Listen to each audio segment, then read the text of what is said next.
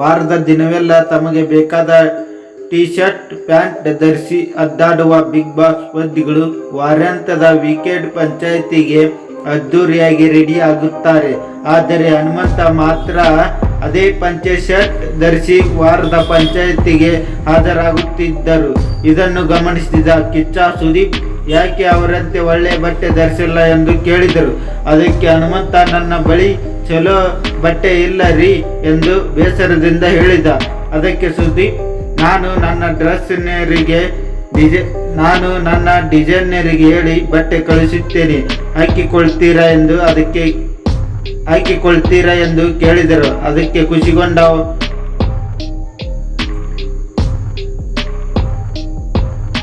ಅದಕ್ಕೆ ಸುದೀಪ್ ನಾನು ನನ್ನ ಡಿಸೈನರ್ಗೆ ಹೇಳಿ ಬಟ್ಟೆ ಕಳಿಸುತ್ತೇನೆ, ಹಾಕಿಕೊಳ್ತೀರಾ ಎಂದು ಕೇಳಿದರು.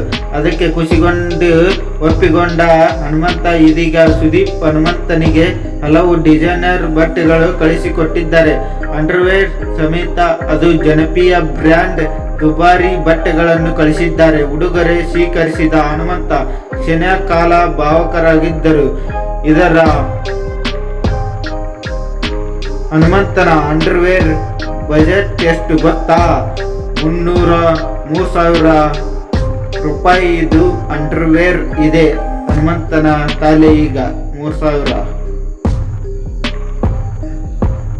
ವಾರದ ದಿನವೆಲ್ಲ ತಮಗೆ ಬೇಕಾದ ಟೀ ಶರ್ಟ್ ಪ್ಯಾಂಟ್ ಧರಿಸಿ ಅಡ್ಡಾಡುವ ಬಿಗ್ ಬಾಸ್ ಸ್ಪರ್ಧಿಗಳು ವಾರಾಂತ್ಯದ ವೀಕೆಂಡ್ ಪಂಚಾಯಿತಿಗೆ ಅದ್ದೂರಿಯಾಗಿ ರೆಡಿ ಆಗುತ್ತಾರೆ.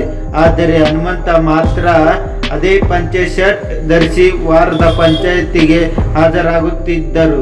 ಇದನ್ನು ಗಮನಿಸಿದ ಕಿಚ್ಚ ಸುದೀಪ್ ಯಾಕೆ ಅವರಂತೆ ಒಳ್ಳೆ ಬಟ್ಟೆ ಧರಿಸಿಲ್ಲ ಎಂದು ಕೇಳಿದರು.